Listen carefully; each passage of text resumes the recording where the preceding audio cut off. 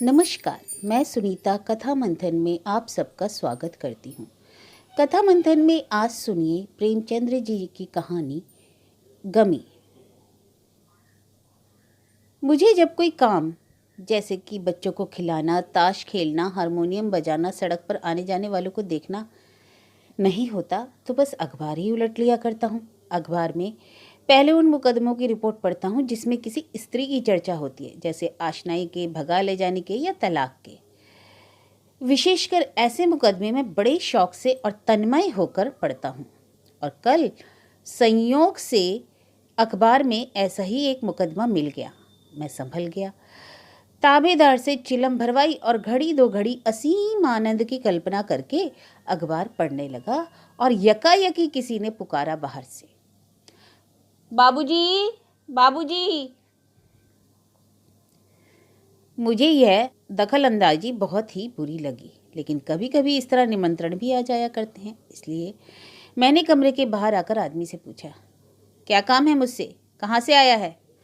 उस आदमी के हाथ में ना तो कोई निमंत्रण पत्र था, ना निमंत्रित सज्जनों की नामावली। इससे मेरा क्रोध और दहक उठा। मैंने भी अंग्रेजी में 2-4 गालियां जड़ दी और उसके जवाब की अपेक्षा करने लगा। उस आदमी ने कहा, बाबू, भागीरथ प्रसाद के घर से आया हूँ, उनके घर में गमी हो गई है। मैंने चिंतित होकर पूछा, कौन मर गया है? आदमी, हुजूर यह तो मुझे नहीं मालूम, बस इतना ही कहा है कि गमी की सूचना दे आ। और यह कहकर वह चलता बना और मेरे मन में भ्रांति का एक तूफान छोड़ गया। कौन मर गया?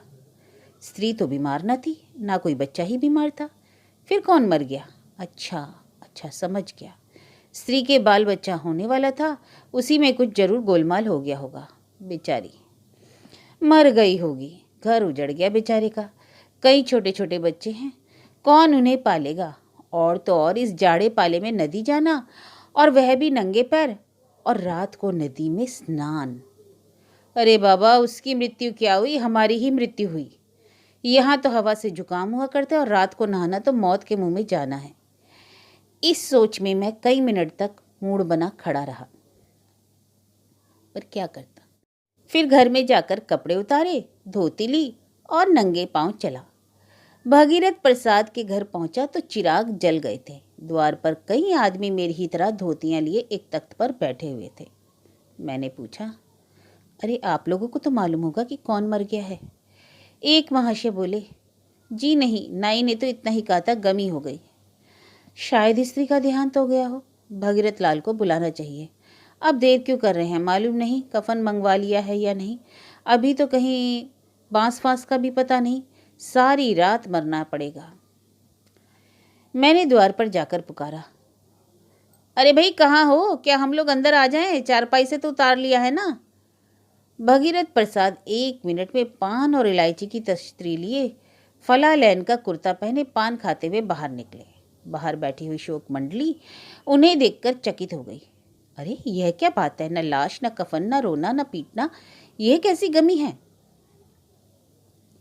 आखिर मैंने डरते डरते कहा, कौन, यानी किसके विषय में? यही आदमी जो आपने भेजा था, तो अभी क्या देर है? पूछ भी नहीं पा रहे हैं। भागीरथ ने कुर्सी पर आराम से बैठकर कहा, अरे भाई पहले आराम से तो बैठिए, पान खाइए, तब वह बात भी होगी। मैं आपका मतलब समझ गया, बात 16 आने ठीक है। तो फिर जल्दी कीजिए, रात काफ़ी हो गई है। कौन है? भागीरथ ने अब की गंभीर होकर कहा, वही जो सबसे प्यारा, मेरा मित्र, मेरे जीवन का आधार, मेरा सर्वस्व, बेटे से भी प्यारा, स्त्री से भी निकट, मेरे आनंद की मृत्यु हो गई। हम सब चौंक पड़े। जी हाँ, मेरे आनंद की। एक बालक का जन्म हुआ, पर मैं इसे आनंद का विषय नहीं समझता, शोक समझता हूँ। आप लोग जानते हैं, मेरे 2 बालक मौजूद हैं, उन्हीं का पालन मैं अच्छी तरह नहीं कर सकता, दूध भी कभी नहीं पिला सकता। फिर इस तीसरे बालक के जन्म पर मैं आनंद कैसे मनाऊं? इसने मेरे सुख और शांति में बड़ी बाधा डाल दी।